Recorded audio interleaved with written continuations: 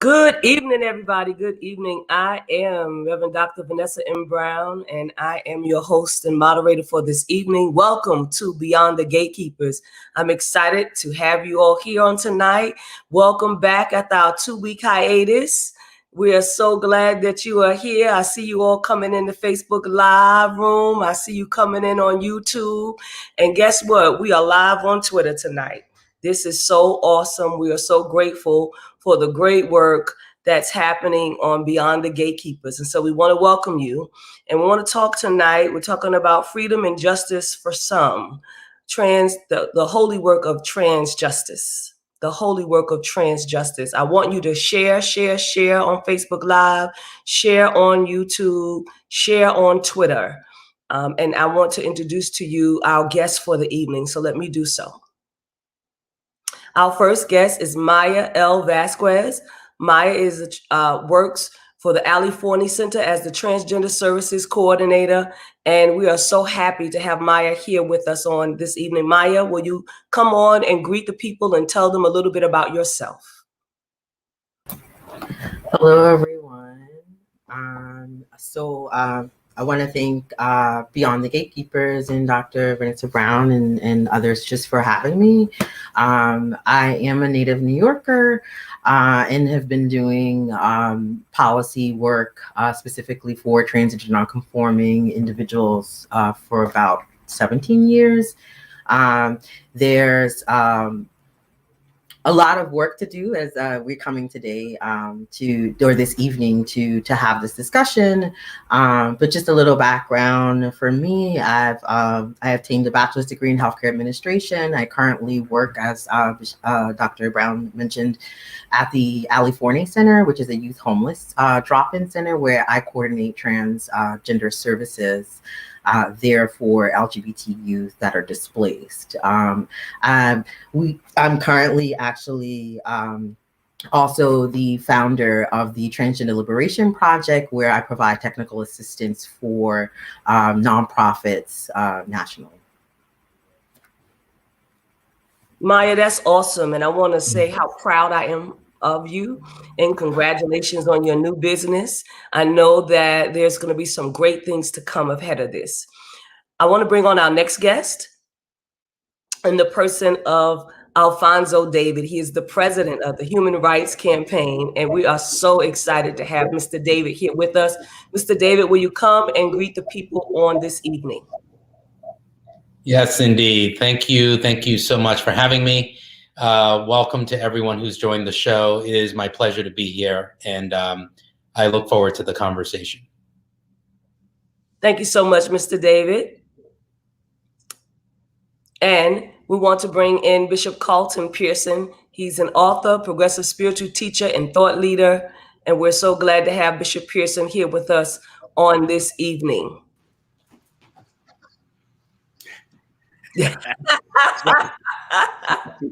I hadn't run out for a second. I apologize.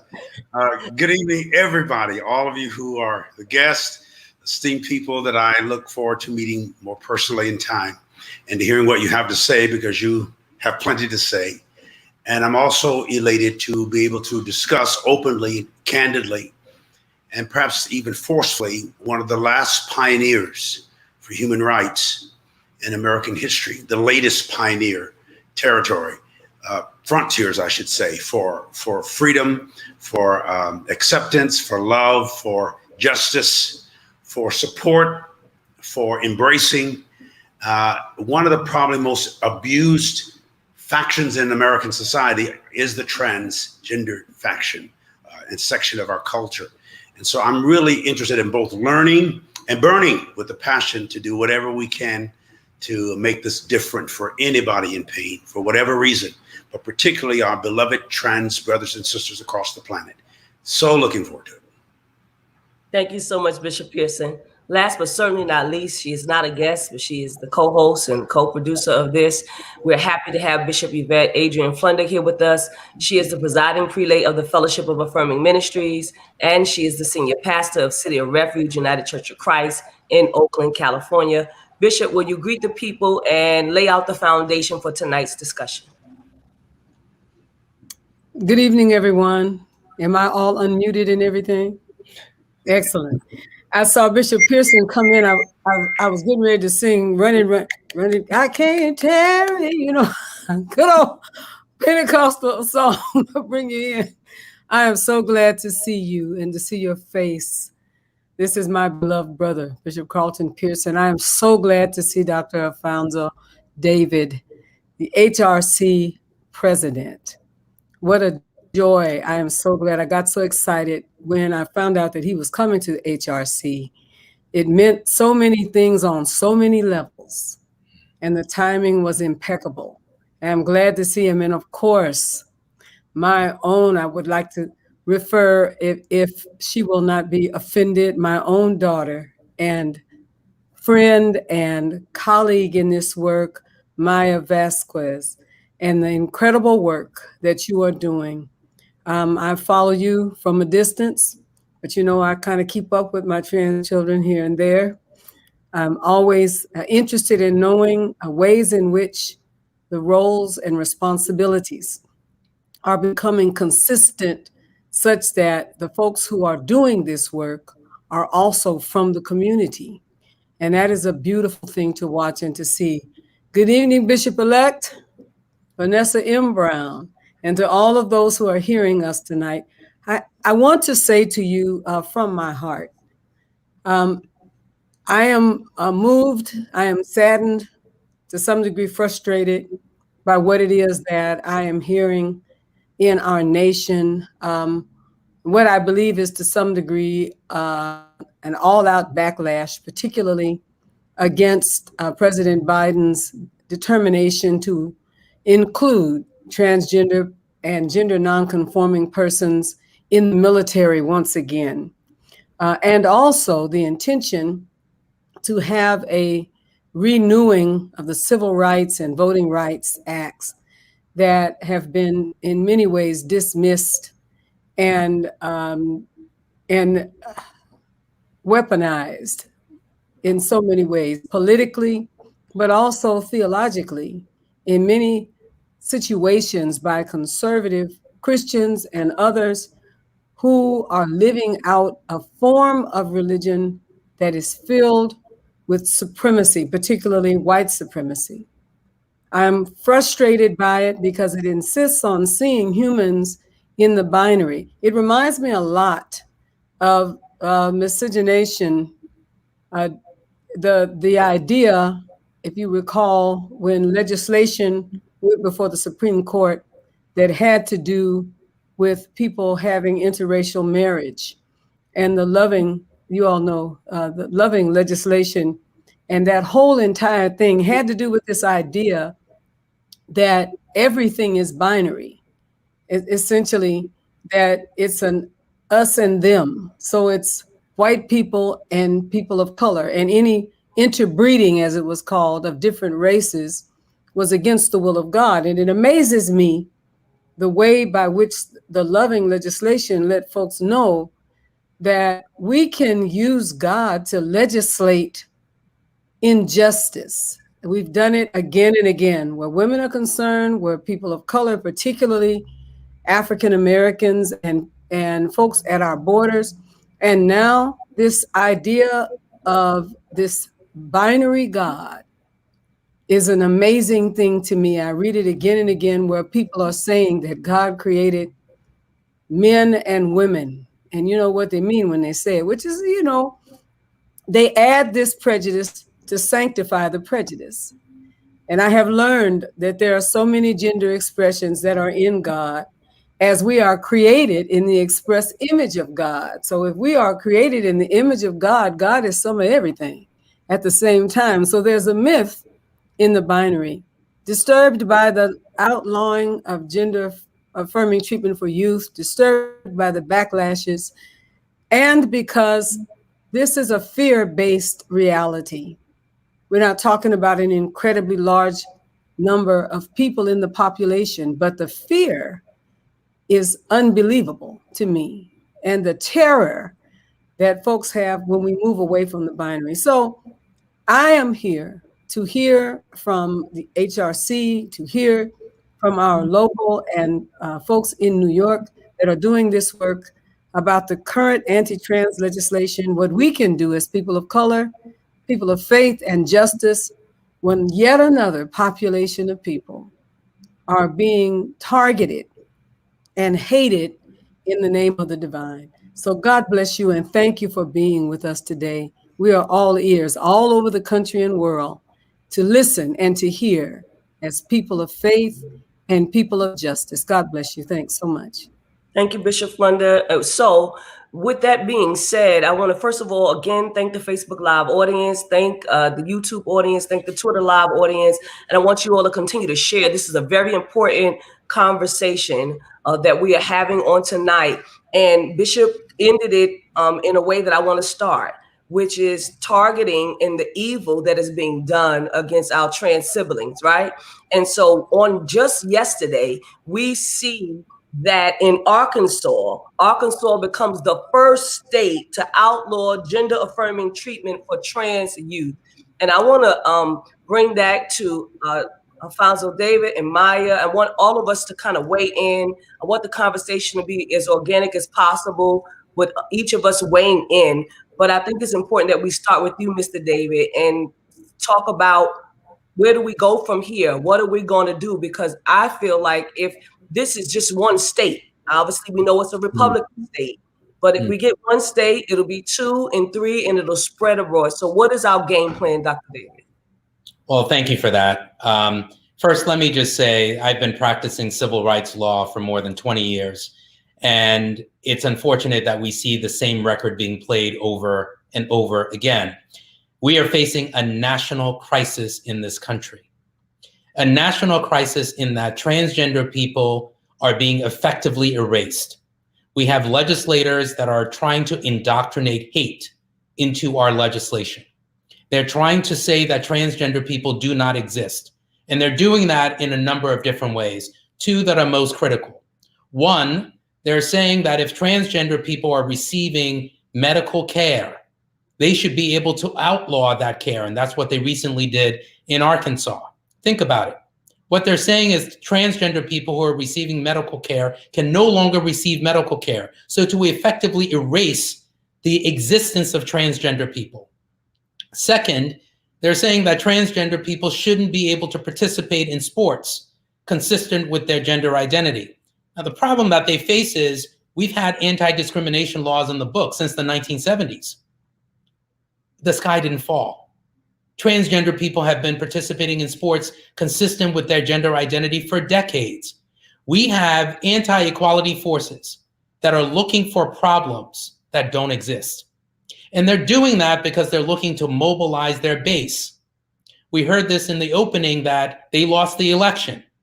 And as a result of that, they see that we have a new president that is looking to make sure that we actually seek equality and achieve equality for marginalized communities. So what do? They look for ways to mobilize their base. And that's what we've seen. They've been very clear about that. So the question now is, what do we do moving forward? We need every person in every community to join us and fight against anti-trans legislation, anti-LGBTQ legislation that exists. If we really are going to live in a democracy that actually protects all of us, then we can't embrace legislation that demonizes and devalues some of us. It doesn't work because we've seen this movie before. We've seen how anti-equality forces will target immigrants, target Black people, target Latinx people, and they're now targeting trans people. And it's the same old playbook. Us versus them. This narrative that if you protect people from discrimination, that means you lose something is a false narrative. And we all need to make sure that we are actively invested in fighting back against anti-trans legislation, anti-LGBTQ legislation. There's so many ways to get involved. The Human Rights Campaign at hrc.org, you can get involved. Callan Lord, you can get involved. Other organizations around the country, you can get involved to help us make phone calls, to engage with legislators across this country, to make sure they hear our voices, make sure they understand that we will fight back if they continue to target transgender people and LGBTQ people in this country. Thank you, Mr. David. Maya. Yeah, so I'd like to actually tackle this from a lens of a trans woman, a woman of trans experience, and really kind of like break down, what this is going to do for us as a nation.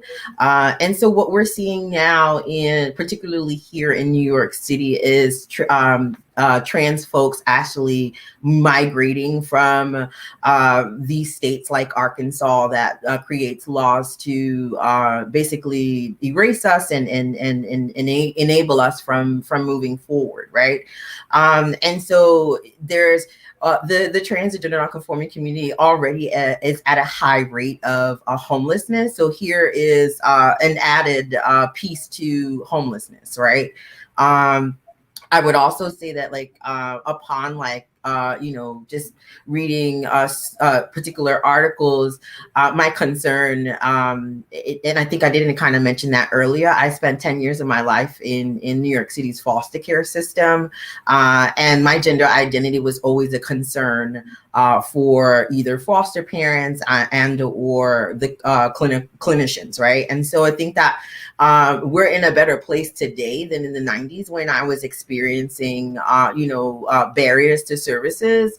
And yet here we are at a place where we're denying blockers, right? For a lack of a better term, right? So to individuals who are identifying as trans and possibly just want to halt their or stop their puberty from progressing, right? And so this is not saying that this person is medically transitioning. No, this is saying that the person gets to halt and stop puberty from happening so that they can actually get to a point in their life where they're deciding to make this decision that they can move on, right? And so I think that that's the language that I've also picked up from the articles in terms of why folks are like leaning towards, not offering youth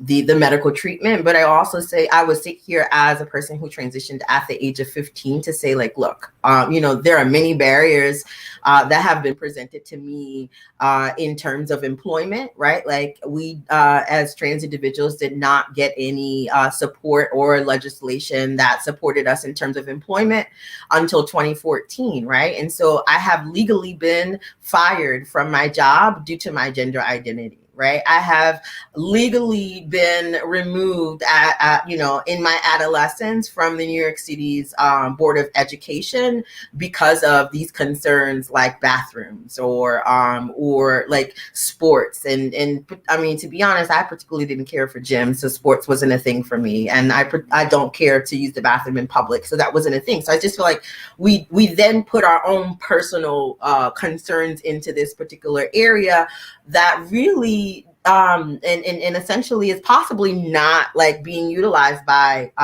this person of trans experience, right? And so I think that, what I think the question is what can be done? What can be done is the same that we are doing, right? Like we as trans individuals are a part of the identities that, Alfonso expressed, right? I am a Latinx woman, right? I so happen to be Afro-Latina. So I'm a Black woman who is a part of many different identities. And when it came to a lot of the social justice work that I did, I stood I stood in the front of these things when it came to murders against Black men that like were targeted from the police department. Majority of my political work actually it was stood in solidarity with disability justice, with food justice work. We also stood in solidarity with the war on terror at that time, and so I think that when we understand that trans individuals have been standing and at these rallies and fighting for justice for us all,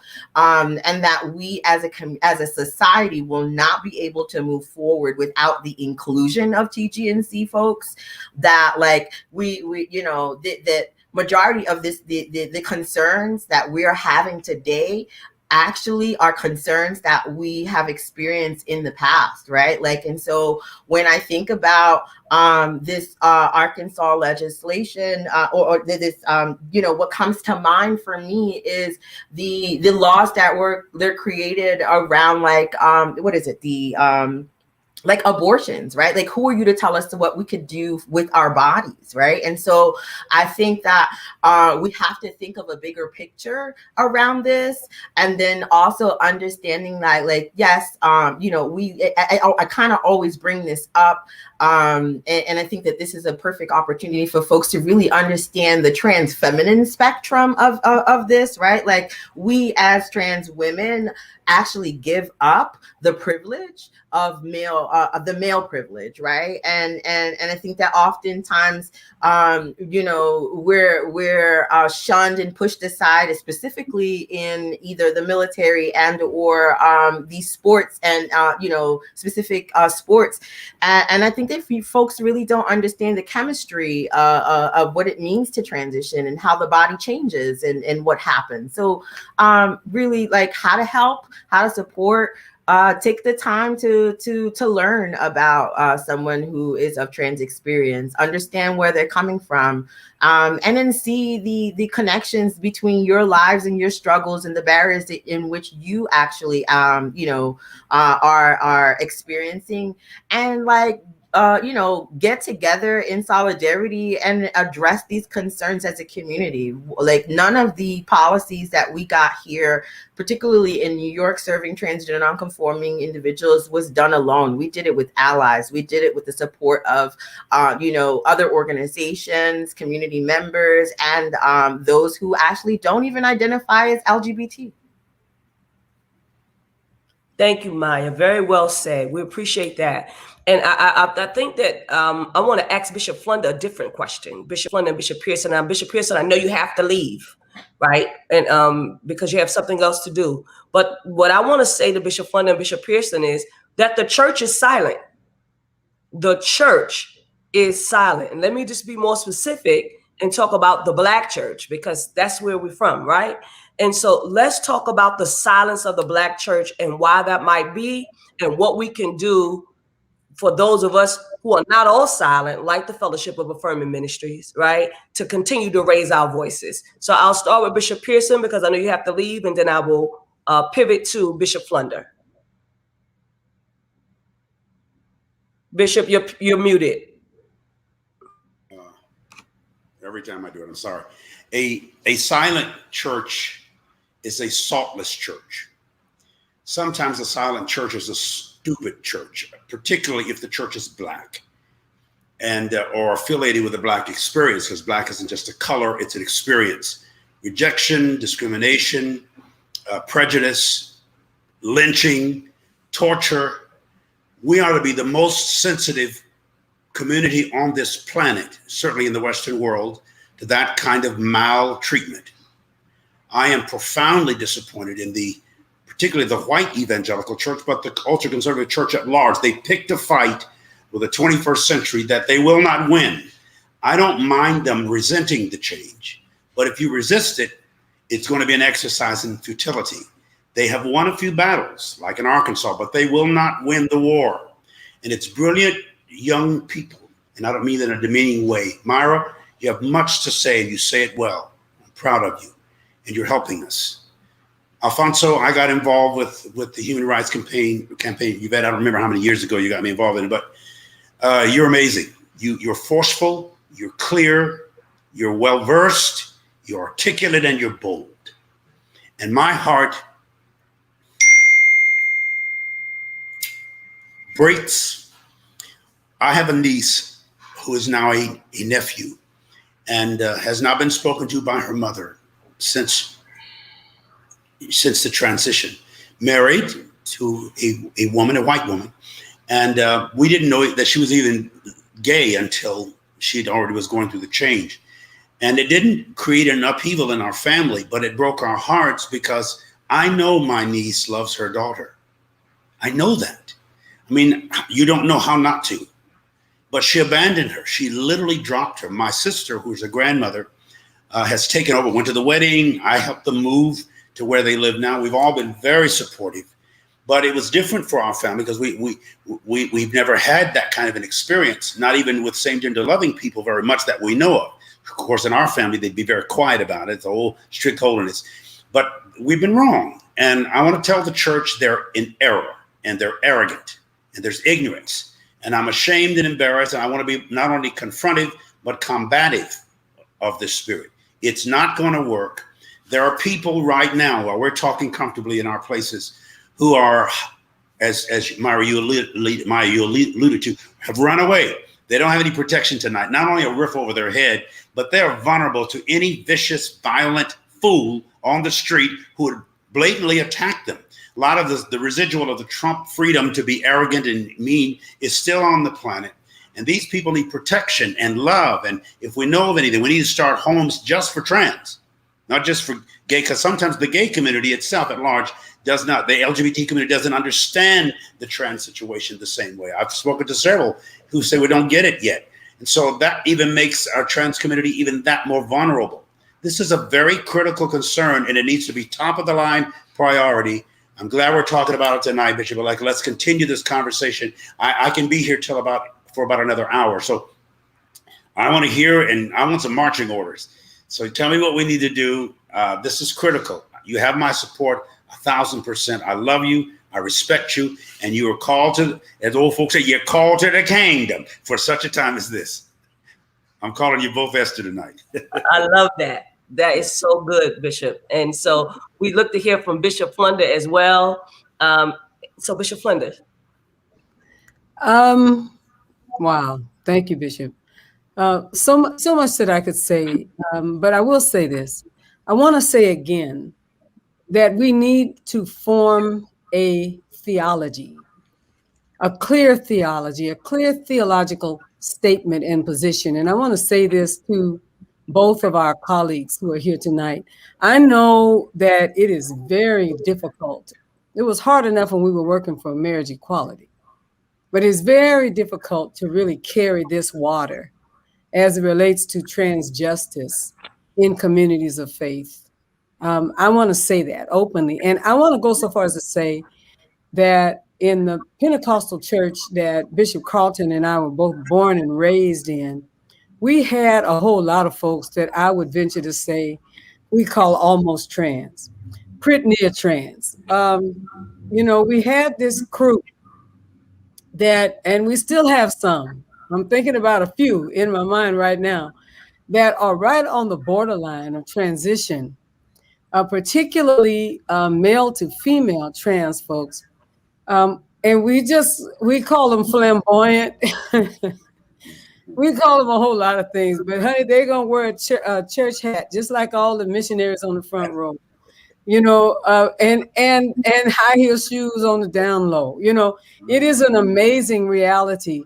So it's not peculiar. It's just almost trans in terms of what it is that they bring to the church experience. Then when they go out, then they identify as transgressors, and in some ways not as transgender. But there's a lot that I can say about what already exists. There's a certain flamboyance. I could say a lot about that. That is a part of religion that makes religion a home for what it is that we're talking about right now. There are people that will never leave the church that raised us, because those of us who have, in many ways, accepted and encouraged and embraced transgender people and people who are LGBT across the spectrum are not flamboyant enough. These children stay in certain churches because they want to see people march down the aisle and and do what old folks call sashay. We can talk. It's kind of like the house and ball culture. The house and ball culture is in many ways young people's answer to being alienated from the sashay of the church. That's a whole other conversation to have. But I want to put it out. It's a whole other conversation to have. Oh, it is. It is. Talk about Lil Nas X. Yes. And that's a whole nother that we're going to bring. It's another conversation. We got to keep talking about it because folks learn that sashay in the church. Let's just talk about that. But I also will say that the transgender community folks feel is easy to defeat. That's why I think folks are going after it. And not, this is a colloquial, it may sound out of place, but the transgender community looks vulnerable to folks because it is often vulnerable to all of these faith groups, even the ones who are Black, to Bishop Pearson's point, and fighting for justice. They get up to this particular conversation and they start to back up. And they back up. There's a certain vulnerability there. It's low-hanging fruit, if you understand it. It is easy to use this particular community. That's what we have to change. And I used a quote the other day, and I want to say it again. People who are accustomed to being superior see equality as being inferior.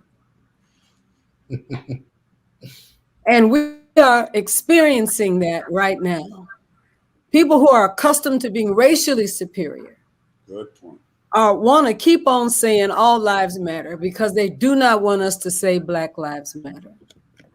People who are accustomed to being dominant in terms of sexual expression, sexuality, and gender realities are insistent on saying anything that is other from them is problematic. And the way you really make it problematic is make it problematic in the sight of God. But this is an incredibly important conversation. Why? Because I'm a pastor who has buried young people who are trans and trans-identified, non-binary people who have taken their own lives. And I can't think of anything that has broken me any more emotionally than the fact that they felt that they could not find the kind of help and support that would make staying alive worthwhile.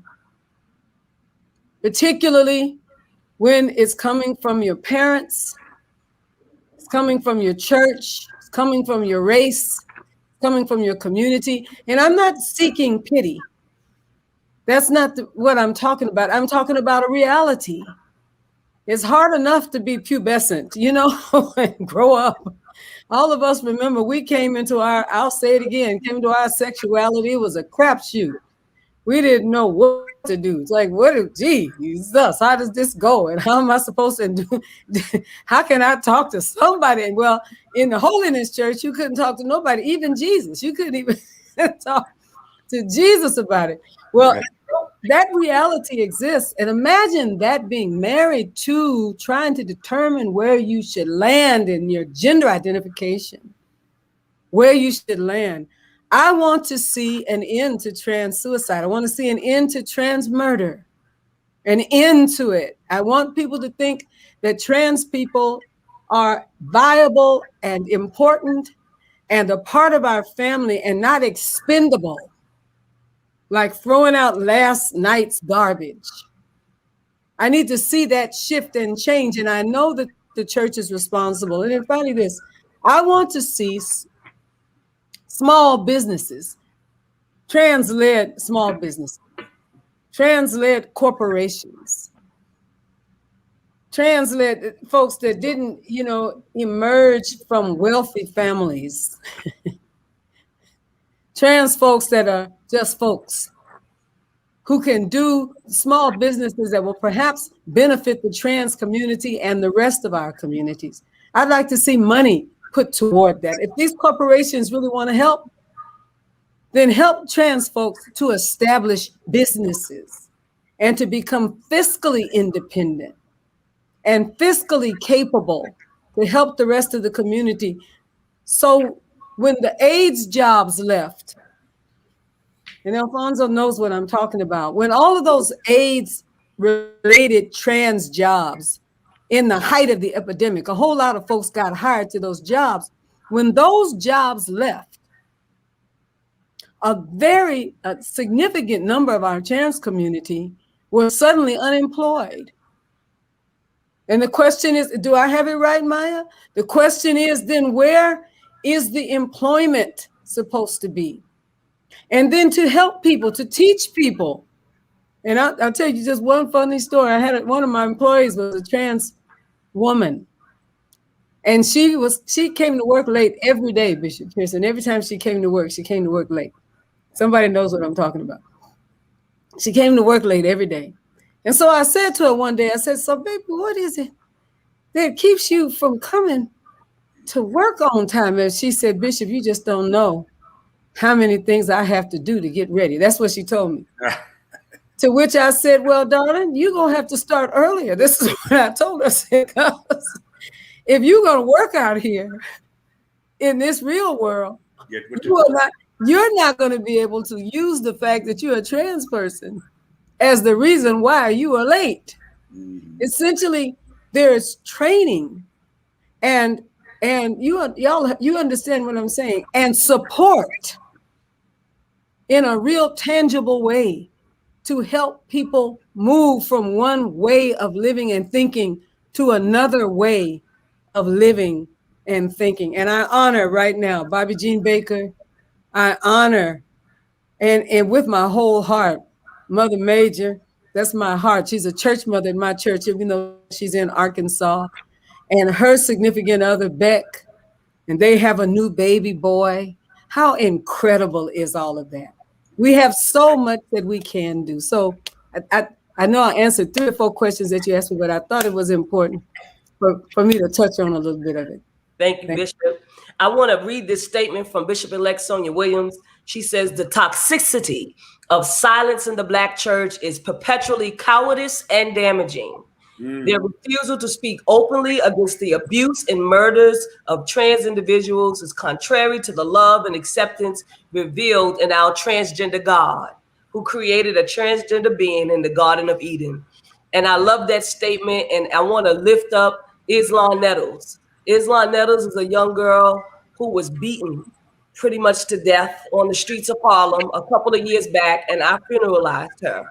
And we had a rally. It was done by Harlem Pride and some other people that sponsored that rally. And they called me that particular day to pray. And I did the prayer. And from that day, I invited trans individuals to our church, and they heard the call. And so many transgender individuals joined our church, Maya being one of them, as well as Nala and so many others from that day, and are still members. This has to be about 7 years ago at least, and are still members of our church, Rivers of Living Water. And I want to lift that up on tonight. I needed to say that. I needed to lift up Islam Nettle's name on tonight. I think that we have to continue to do that. And so I want to pivot to Alfonso David in saying all of that to say, what is it that you need the Black church to do? What is it that you need us to do?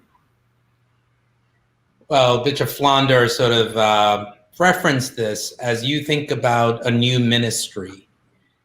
I would ask that people go back to the concept of radical love.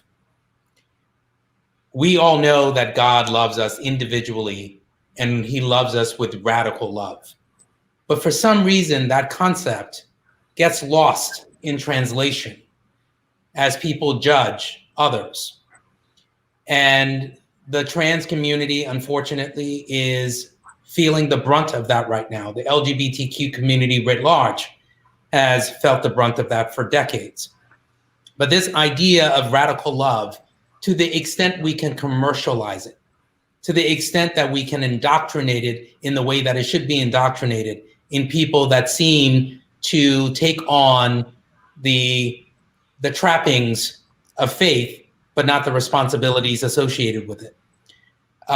Because if God loves me radically, how is it that you as a disciple of God is not going to love me radically, not love me in the image that God created me?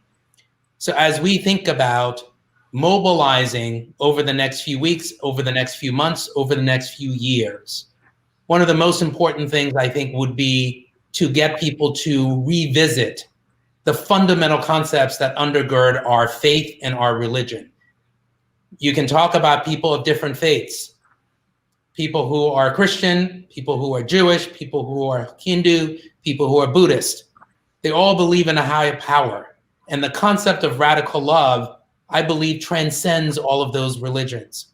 To the extent we can create a tapestry of leaders, religious faith leaders around the country to embrace this concept so that we are thinking about inclusivity, not exclusion.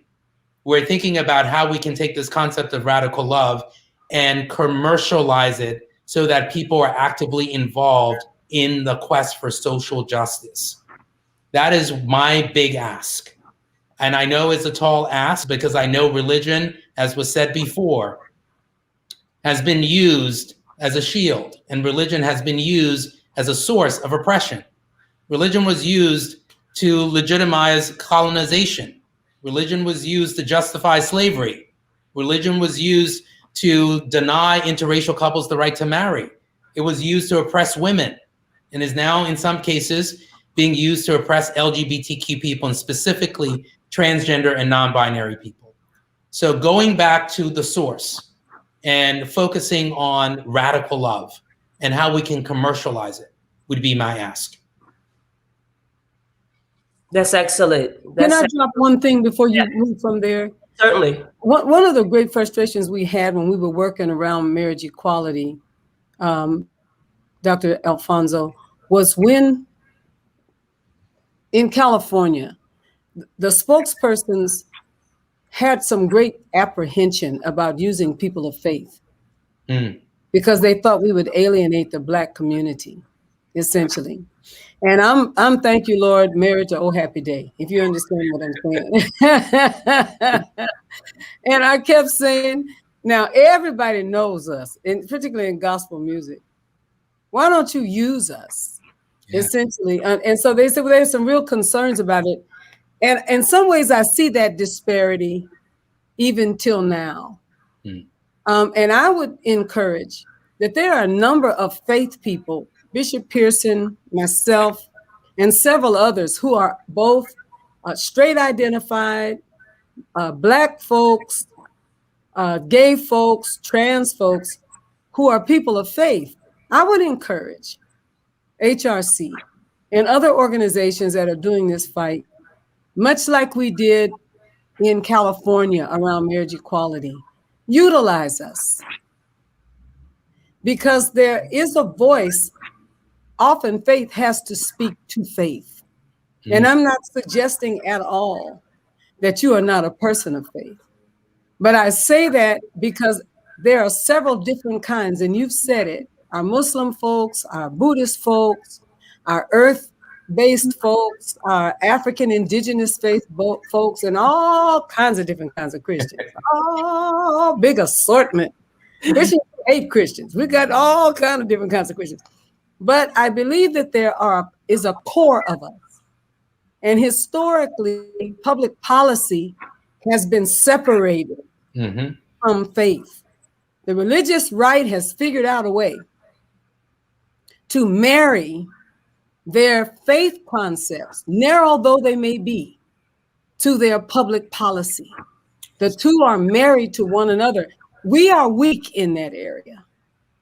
And they don't fear faith and injustice. We, I think, have to stop fearing faith and justice and get those things married to one another in real, significant, and clear and cogent ways. That's my request. I suspect I want to put that out there.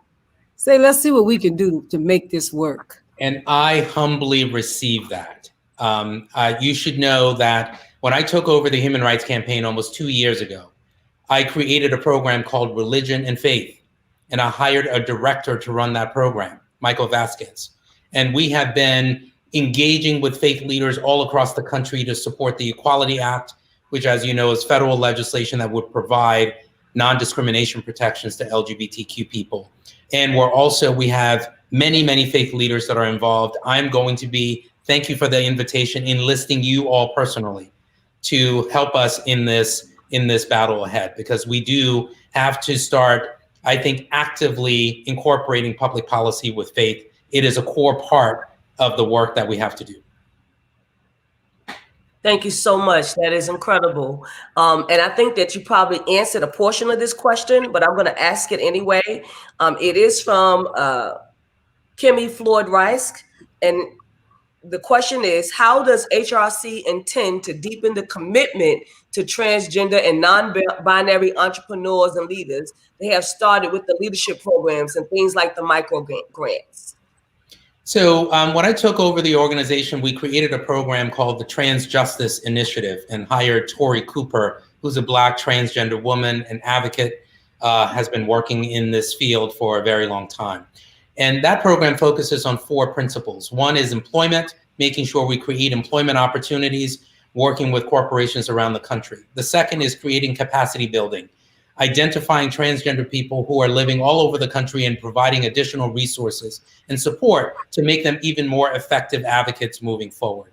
Third, addressing the violence that we're seeing. At least 44 transgender people and gender nonconforming people were killed in the United States last year. This year, we have at least 11. So let that sink in.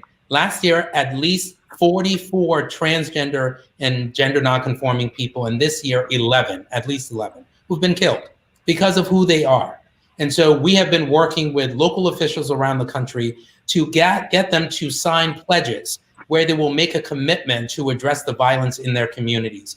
And then finally, public education, looking to really change the narrative. Transgender people are contributing to our communities in a wide variety of ways. But unfortunately, in many cases, when we hear about transgender issues in the media, is through a negative lens. And we want to talk about the positive stories, the folks that are in our communities that are doing all of the things that they're doing that we never hear about. So we entered into a partnership with Warner Media doing PSAs to educate the public about the trans community, and we're going to do more of that. In terms of the specific question on capacity building and providing micro grants, this year was the first year, this year was the first year that we started providing grants to transgender-led organizations that are providing direct services and resources to the trans community. We're going to continue doing that. I am meeting with corporate sponsors to make sure they understand the needs of the community so that we can continue to provide additional support. That is wonderful. And Dr. Alfonso, if we can find out how our trans siblings can get access, because many don't know. Some know, but some don't. And so I want to make sure that access is granted to everyone. And so if we can get that information, we will make sure that we disseminate it throughout the fellowship, Harlem Pride, and all the other organizations that we are part of and in partnership and community with. I'll certainly do that. Here is this question, Bishop Flunder, Bishop Pearson, and you all can jump in as well. Bishop-elect Sonia and Lewis also has, Reverend Lewis Mitchell also has a question as well. It seems the Black church lists transgenderism as the ultimate abominable transgression against God. Only on the contrary, do you believe that it could possibly be the ultimate test of love and acceptance in the church? And I'll let Bishop Pearson go first, followed by Bishop Flunder. And if Maya and Alfonso want to join in, you all are welcome to do that.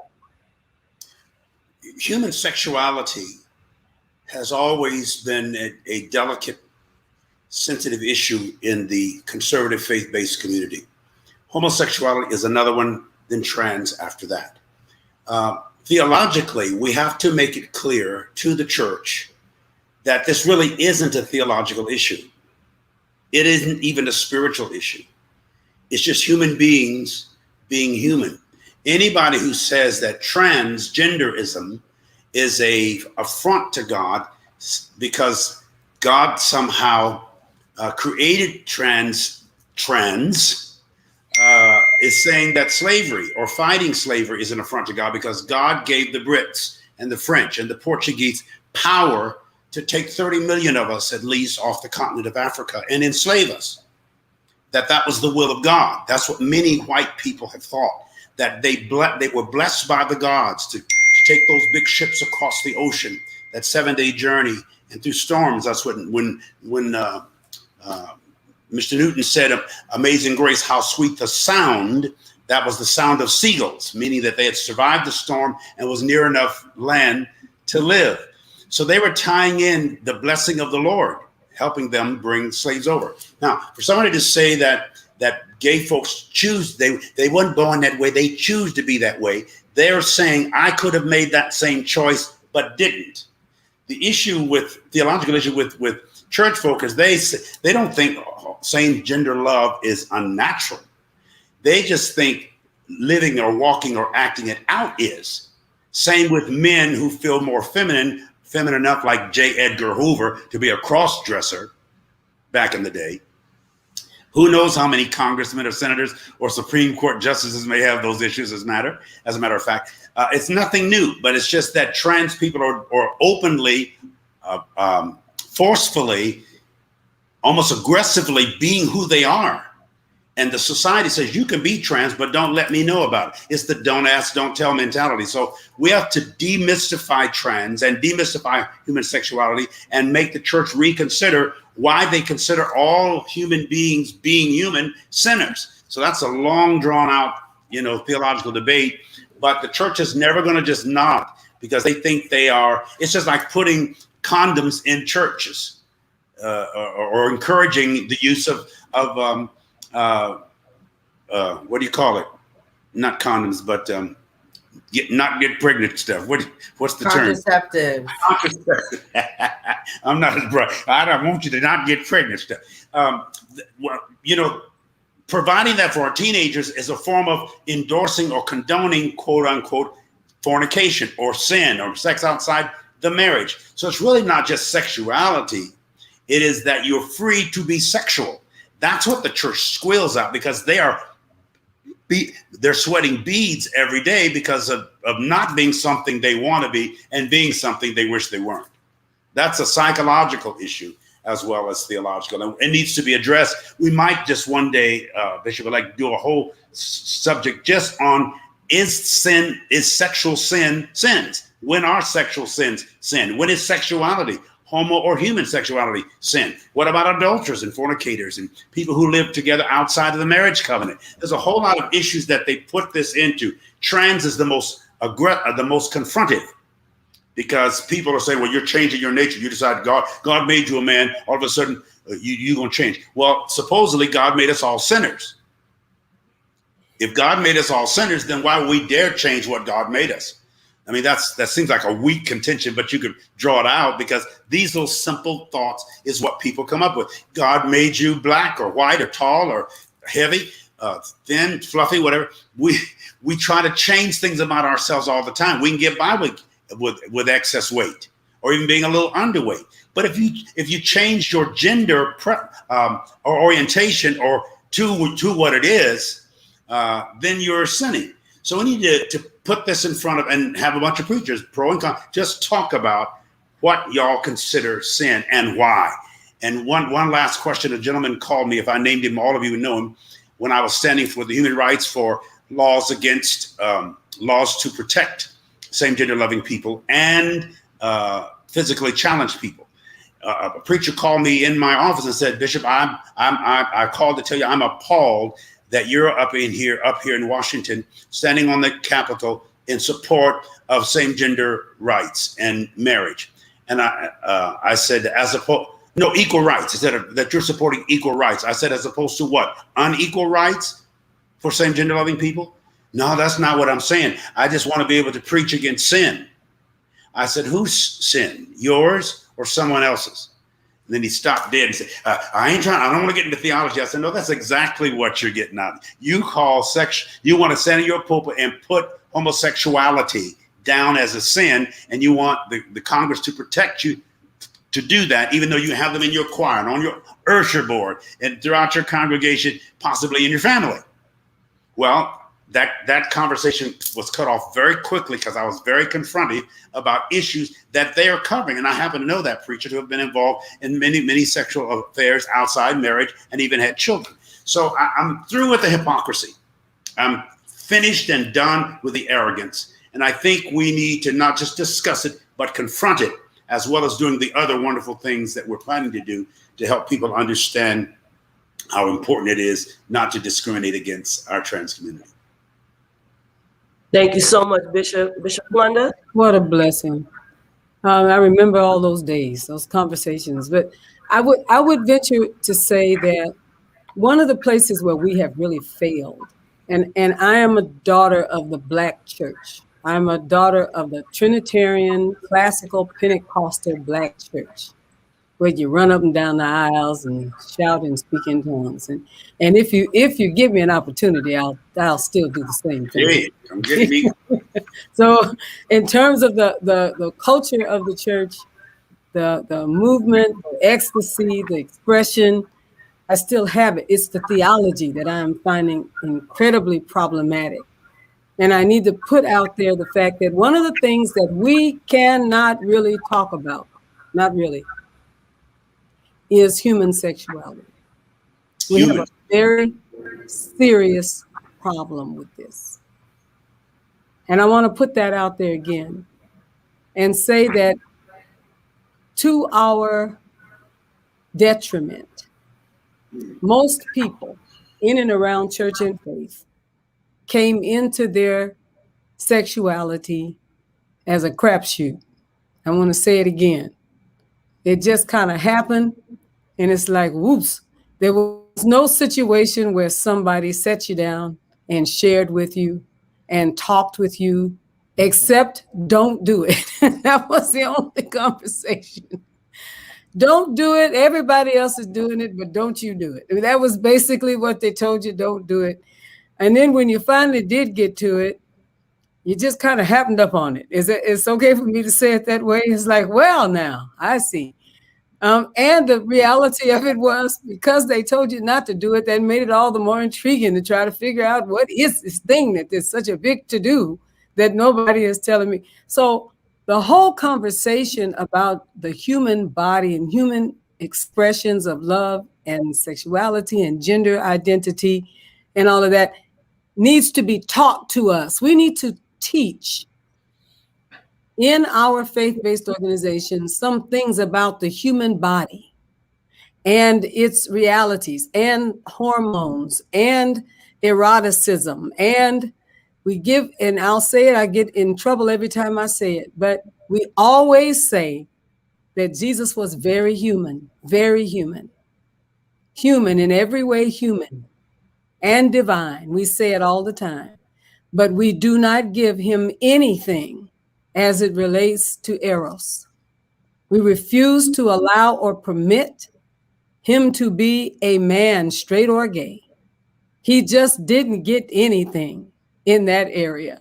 And yet we pray to him to help us with that area, which is an oxymoron to me. Why? And I remember I was about 16. I said to Jesus, why am I talking to you about this? Because according to the people, you never did do this, none of this. So if you didn't do none of this, is it anybody else I can call up and talk to him about this? Because it was taken from him from the very beginning in Christianity. Eroticism was vilified and demonized and snatched away from the human experience. And the consequence of it is we vilify it and we are actively engaged in it. And the closet is packed almost to overflowing. And sometimes people distract you from their activities by preaching against what is going on in their closets. Why do they do that? I'm not trying to hate on folks. I'm saying because we don't have any real dialogue. And I would say if there's anything I can offer the faith community, can we have some grown folks conversations about human sexuality and gender expression? I love Virginia Ramey Malakott's book, Omnigender, one of the best. I teach from it in the seminaries all the time because Virginia, God rest her soul, Virginia Ramey Malakott was herself an ordained minister, but she considered herself a gender nonconforming and at times trans person. The reality of it is she talks all about our chromosomes and she talks all about our experiences and our realities and the difference in all the terminology. You know, there are pages and pages of terminology. But the main thing she talked about is the many flowers in the garden of God. There is no binary. It's a farce. It has always been a farce. We owe that to ourselves. Preachers, every preacher and teacher that is under our voice, every religious leader, every faith-based person, we owe it to ourselves to get a better understanding. If we don't get a better understanding, we're going to lose all of our young adults because they are doing the work to get a better understanding of the vastness of the garden of God. Thank you. Alfonso, Maya, do you all want to add to that particular question?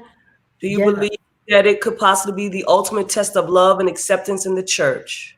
I actually do agree with it being the ultimate love and acceptance of the church. And I actually want to again, just kind of, well, not again, but share from my experience. I spent majority of my youth, and I would say in church, in various different churches, right? Or religions and denominations. And I grew up, in a Catholic, church. I did all the stuff that was required of me at that time,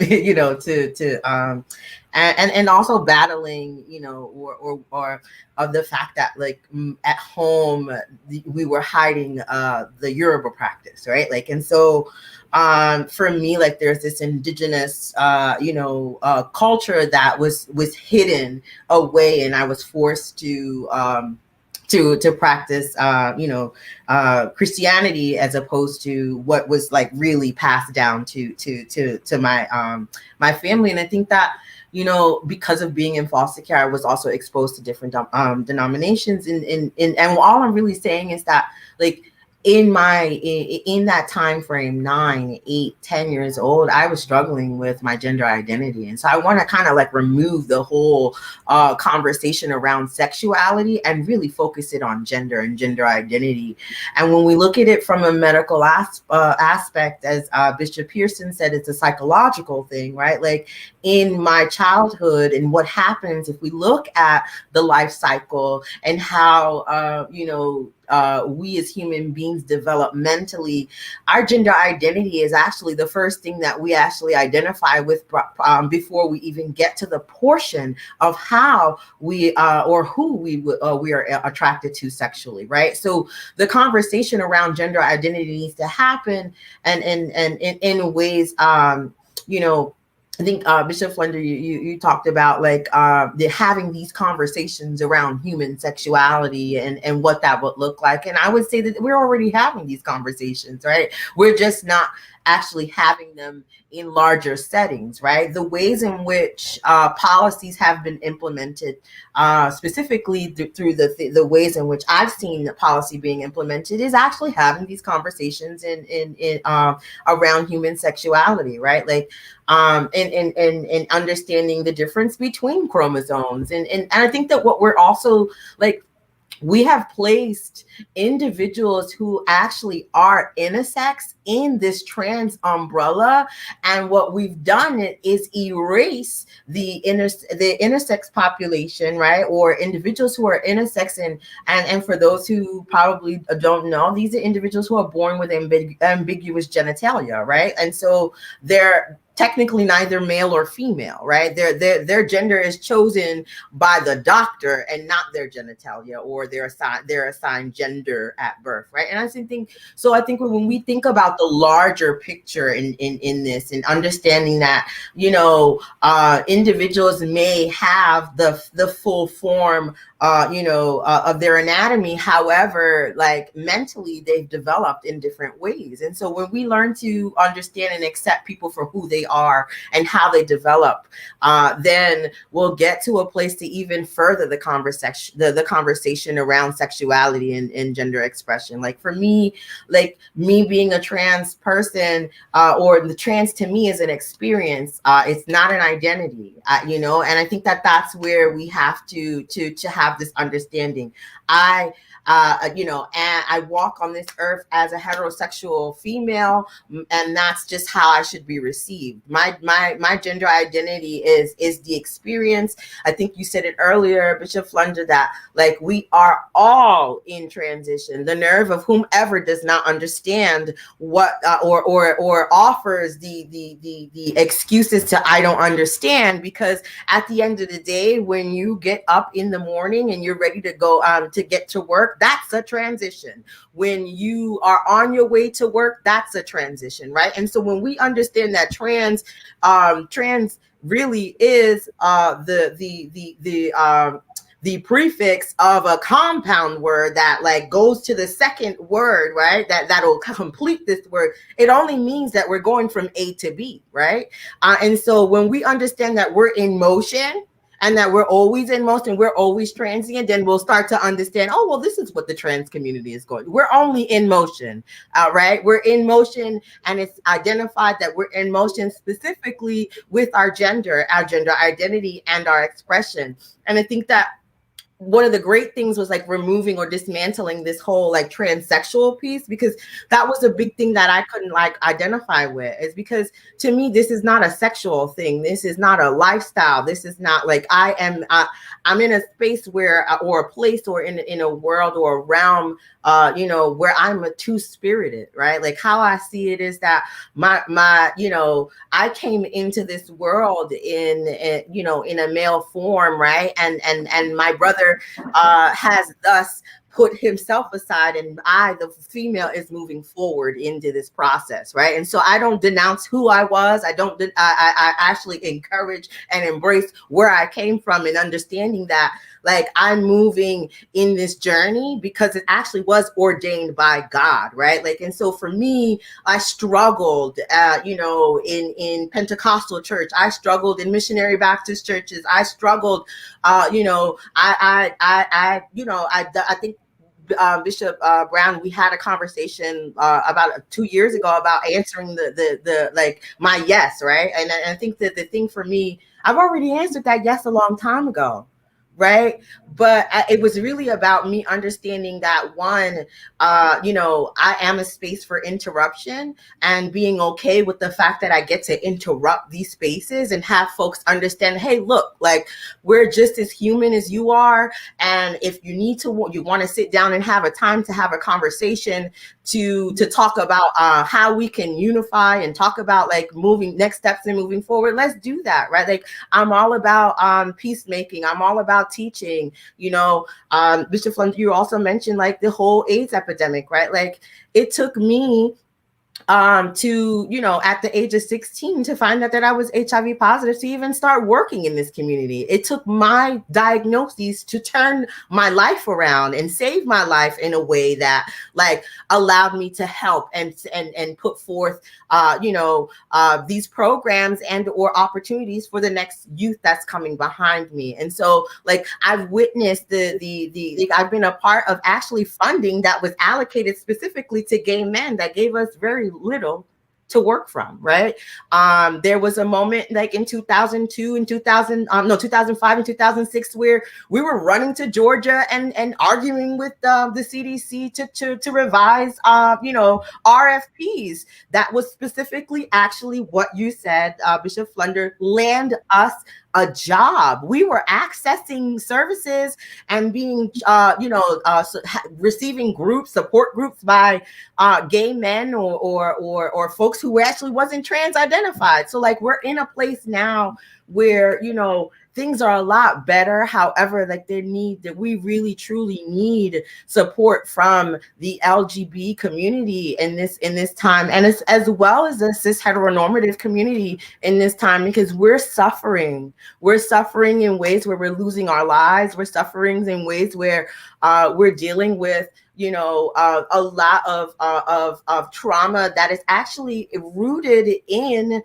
the church. Like what we're talking is rooted in the church, right? Like, so for me, like, I feel like, yes, this conversation needs to be had. But what I also offer is, because I think that folks, when I've been doing, public health work for some time, right? And so for me, I tweak my curriculum to the age range. We don't have to talk about things that so graphically, right? Like we can talk about them in ways that is censored to different age demographics. And I think that we just need to like really step out of our own personal BS and let go of that, and like allow us to unify in ways that like really gets us to explore what's going on around us. How can we say that we're being progressive when we're stagnating certain population, right? Like, and so I think that when we like right now, and I didn't say it earlier, but I'm actually currently pursuing a master's degree in community health education, and I'm like researching about all these disparities of people of color, and particularly like trying to focus on the trans community. I'm like, well, how the heck do I do that when I'm finding the same disparities in other communities, right? And so when we do take the time to look at what is going on around us and how government is like really like creating these policies that are actually dividing us and controlling us with resources and connections, like there's a need for us to actually get together outside of having this particular conversation, because we're in the middle of a pandemic, right? Like to talk about Medicaid reform, to talk about Medicare reform, and how that is actually enslaving us as people, right? And so I think that when we allow ourselves to open up our eyes and really understand that the government is holding on to us from various different sectors, and particularly our healthcare is where they're holding on to us and keeping us from accessing things that we truly need, daily things that we're needing, right? that when we get to a point to understand these things and to dismantle these administrative entities that regulate in jurisdiction, right, like that we actually set ourselves free, and it goes exactly in line with the topic today about like freedom for some and justice, and so for me, it's really around like just be open. Like be open and be willing and come always from a place of love. When you come, when it comes from that and understanding, then we will actually have a planet or an earth that we'd love to live in harmony with one another. I want to add. Well, go ahead, Bishop. I want to add something before I have to go. My first experience with, I don't know if it was a trans, but it was a cross-dressing woman, correct me if I get it wrong. It was the finest woman, one of the prettiest women I think I'd ever seen. I was a teenager. We were coming out of one of the fancy hotels as little Pentecostal kids. We ran to this El Cortez hotel because they had a glass elevator in San Diego. And there was this very elegant looking, I thought she was a movie star or something, lady and the bellman had a crate full of luggage. And we just gasped at the lady. She was so beautiful. And then I said, look at all that luggage. Where was she staying? And the bellman whispered to the side of his mouth, that's a man. That's a man. And we didn't believe him. This was in the 60s. We thought, man, why do you think it was important to tell us that? And now I'm saying, why would it not be important not to tell us that? And why would that make a difference? To see you, Maya, initially, or to hear you, of course, I'm not saying I'm discerning something. I wouldn't have known you were not a female. You sound like it, you look like it. I mean, I haven't seen all of you, you're fully dressed, but you look attractive. So I'm thinking there's an element in the culture that says to trans people, if you look like you say you are, why is it an issue? If you don't look like a man and you dress like one, or you don't look like a female and you dress like a man, then that makes you conspicuous. I can't say to somebody, somebody said to me, well, the way your office is adorned reminds me that you're black. And I said, and that was one of my bosses at ORU, whatever gave you the impression that I wanted you to forget that? Now that's, and he started backpedaling and apologizing. But I'm thinking a lot of people would have that attitude. If you are fitting the role, living the role, if you went into a female restaurant, nobody would stop you.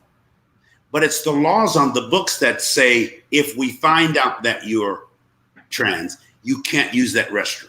If we find out you're actually a male, you can't play in that sports team.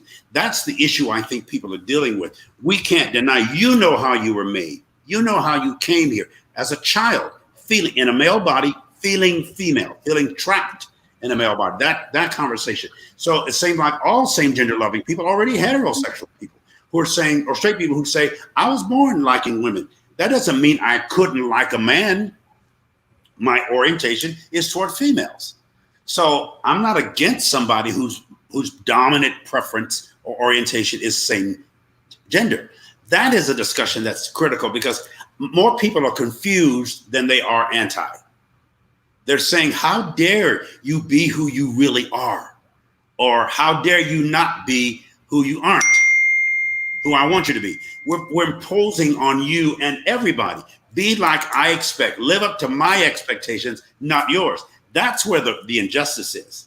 We cannot make you be something you're not or insist that you be something that you are when you aren't. So it's not trying to not be something. It's also trying to be something.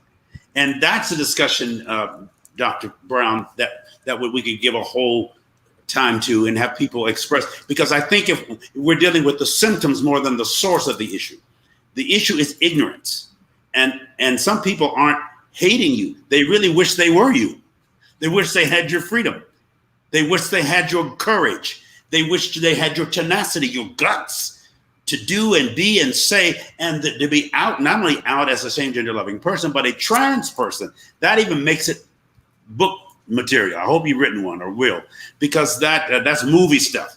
And we need to hear about it, a lot of it right now. maybe the human rights organization, Dr. David, can raise the funds to create a powerful movie that will be a hit everywhere around the world. About Jonathan Demme was the director for one of my original directors for my movie Come Sunday, and he said that he thought my story would be as effective as Philadelphia. He thought he could do the same thing because as soon as he accepted our movie, his daughter came out as lesbian, and he said that movie, when he did Philadelphia with Tom Hanks and Denzel, that all of his friends, moguls in the business, began to call him and say thank you. That's when AIDS first came out. So we didn't know what to do. My son and my daughter, we were going crazy. Your movie brought sense to it. And he said, he wept. He said, that may be the greatest thing I ever do with my life. He has since died. But something to put this out there so that it's not really about love, because there's a lot of people love you and don't like you. Yeah. I mean, most of the people, nobody can hurt or hate you more than somebody who loves you or whom you love. So it really isn't about love. It's compassion. We've got to feel your pain and identify with anybody's feelings of discrimination or alienation or isolation or lack.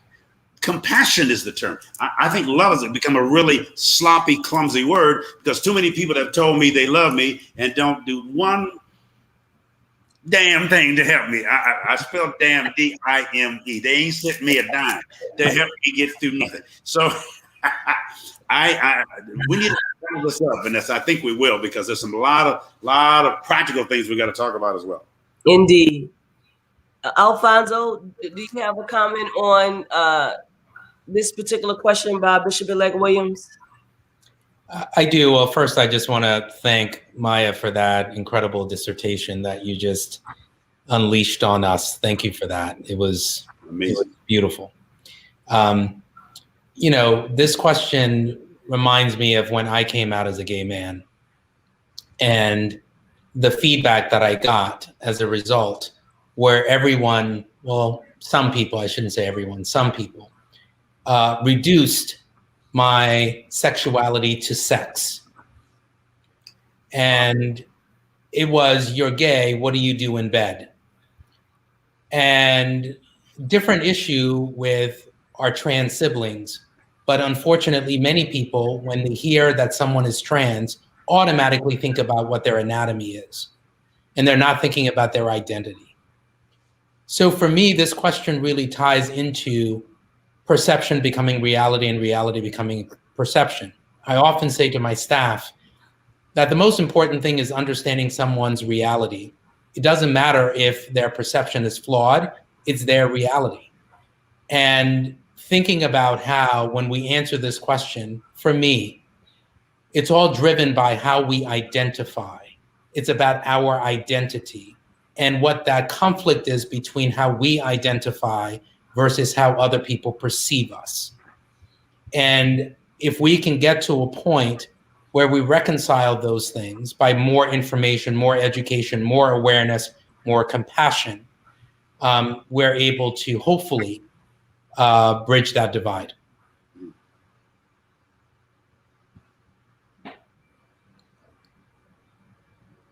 Can't hear you.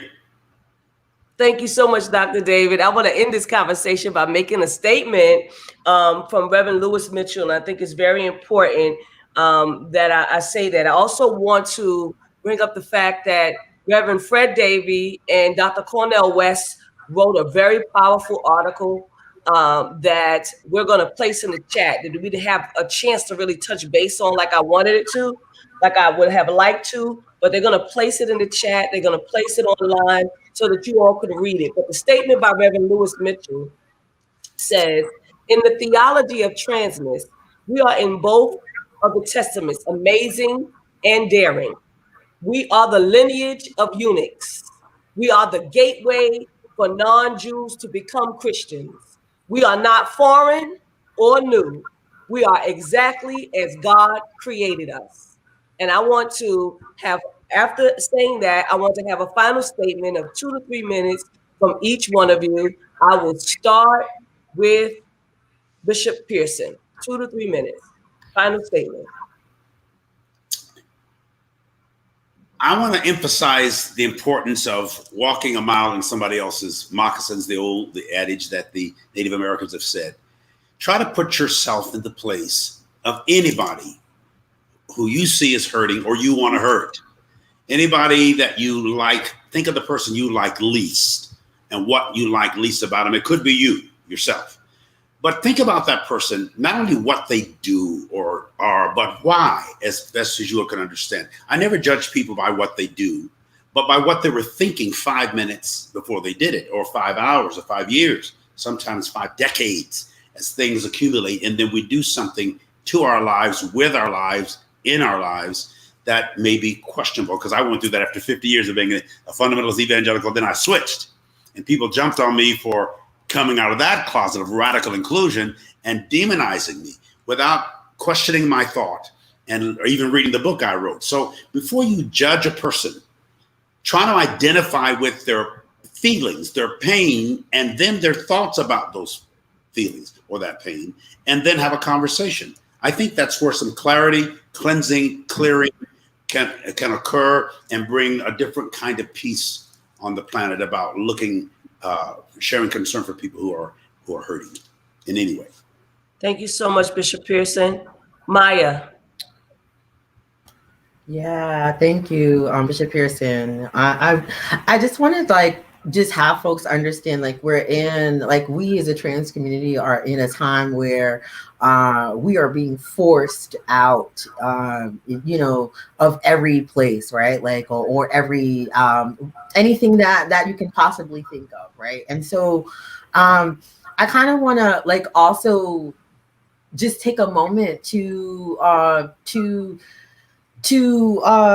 celebrate those trans leaders that are actually in the work, right? Are doing the work, right? And I want folks to understand that when we step into this leadership role, we also actually remove ourselves from accessing certain things. And so that I can break that down, as a person who is working, I'm not offered the same healthcare as someone who is of trans experience and on Medicaid and allowed to get all the surgeries that Medicaid is actually allowing, right? And so for me, is the sense of the government saying, hey, look, you want to be you, but you have to stay home and you have to collect, welfare and not be able to work and make more money and actually support this economy, right, by being a tax-paying citizen. And so I think that when we look at how we're being dehumanized and hypersexualized or fetishized and in ways that really is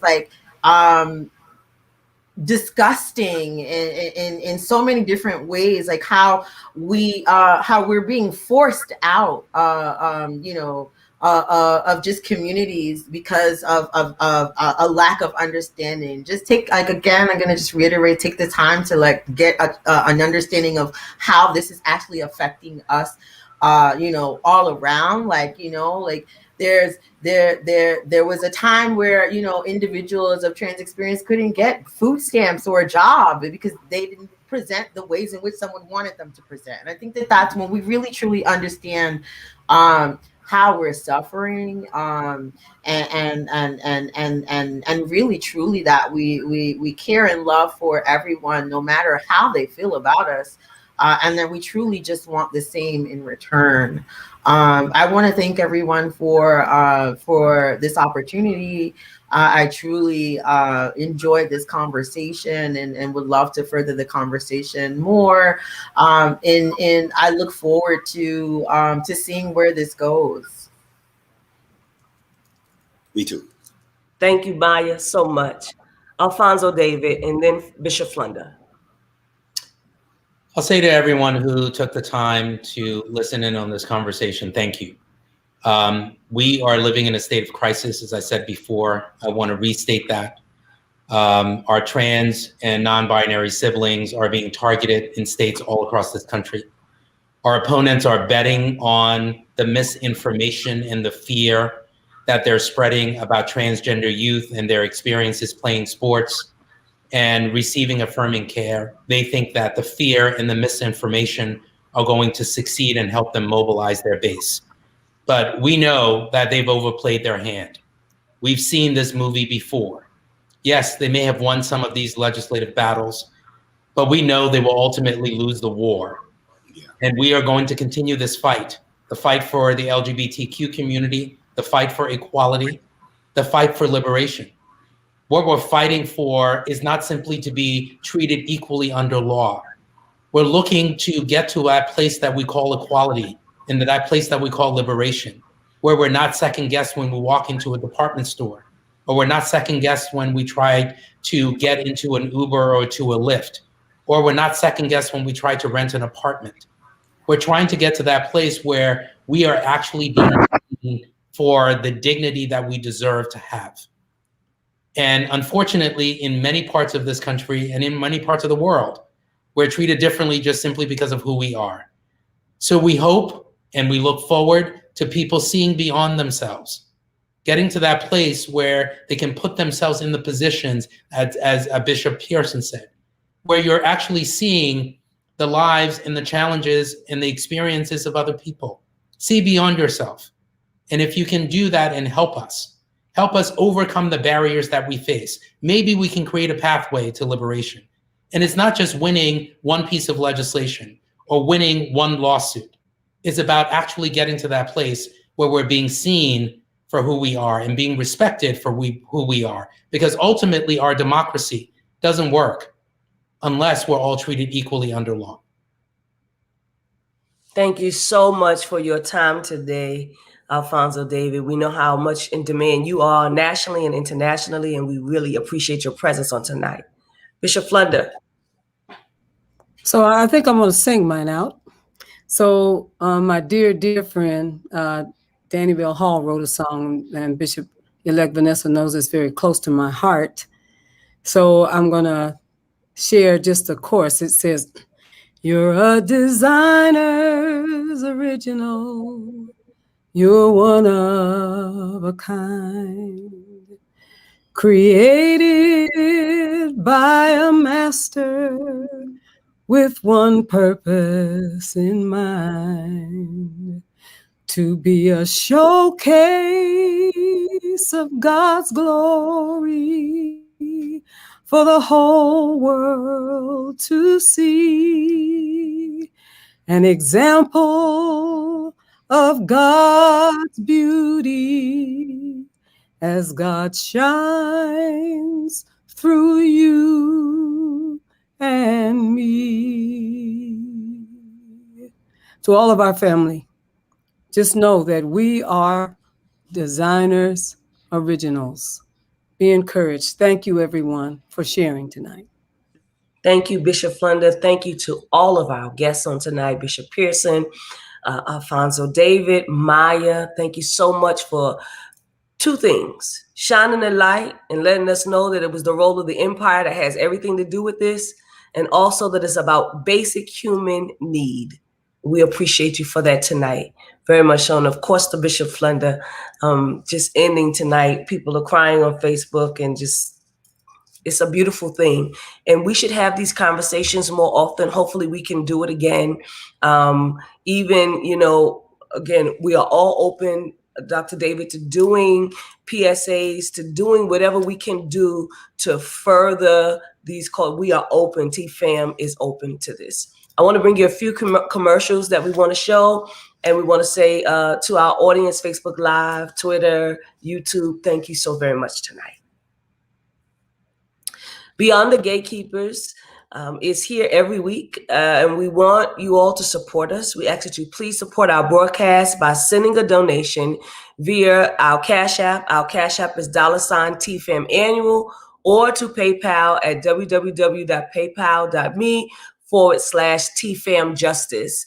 And this is just to help us to move forward in our broadcast, to be able to do some of the things that are necessary to promote, to move this conversation forward again beyond the gatekeepers. Thank you. So we have an Easter offering, and we know that Easter is over, Resurrection Sunday is done, but we want to still encourage you to give this Easter. Let's give life to a movement, TFAM Global. We have churches that are in Africa, particularly Rwanda, Congo, and Kenya. And we want you to join TFAM Global in this season and bless these ministries in East Africa as they continue to do brave work of declaring God's love, God's justice, and that is for all in the midst of this pandemic. And still the work forges ahead. We know that the pandemic has had an impact globally, but particularly in Africa. Masses of people have had limited access to food. And so we are helping them do that through TFAM Global. Bishop Tolton, Bishop-elect Andrea, and their entire team have been working. We have ways in which you can give. You can donate on the website, tfamglobal.org, or you can go to PayPal, go to paypal.me/TFAM Global, or you can send a check to YAF Foundation. That's the YA Flunder Foundation, 8400 Enterprise Way, Oakland, California, 94621. Please give. We also have Nubian Flunder, who is the daughter of our presiding bishop. She has her own business. She's the LAC. She's the founder. The name of the business is The Healing Place Apothecary. And you can go on her website to purchase some of the things for your skin. I have purchased some and I use some on a daily basis. The rose water and daily greens, they are fantastic. Please support this small business. You can go to the website at www.THP, which stands for The Healing Place Apothecary.com. That's www.thpapothecary.com. And we have Sky Michelle's Teas and Things. She is a kid boss, indeed, 7 years old. Visit the website. You can go to www.skymichelle.com. All items can be customized. We have sayings. We have words by Bishop Flunder as well that are on T-shirts and also on mugs. And we have other things by Cara Solutions that are there, as well as individual items that we have. Please support this kid entrepreneur. She's 7 years old and she's going places. We also have Cara Solutions. Focus on your passion. Let Cara handle the rest. Administrative, business, and consulting services for dreamers, visionaries, entrepreneurs, faith, and community-based organizations. Please go to www.cara-solutions.com. In case you want to know who Cara Solutions is, it is Pastor Sue Webley. She has her own business. She's the tech person for Beyond the Gatekeepers, for Rivers, for the fellowship. She has so many other clients. And so we want you to continue to support her business. And of course, if you want to advertise with Beyond the Gatekeepers, you can just contact us for more information by going to beyondthegatekeepersshow@gmail.com. Again, you can find us at Beyond the Gatekeepers, like, follow, subscribe. You can go to @Bishop Yvette Flunder. You can go to @Beyond the Gatekeepers from Facebook. You can go to @Beyond the Gatekeepers on YouTube. And certainly we are on Twitter now, and you can go to @BGB Gatekeepers to find us on Twitter. Thank you for joining us tonight. Please continue to support our broadcast by sending a donation to $TFAM Annual or PayPal. We are very appreciative of whatever it is that you will do. God bless you. Please join us on next week. Have a great evening.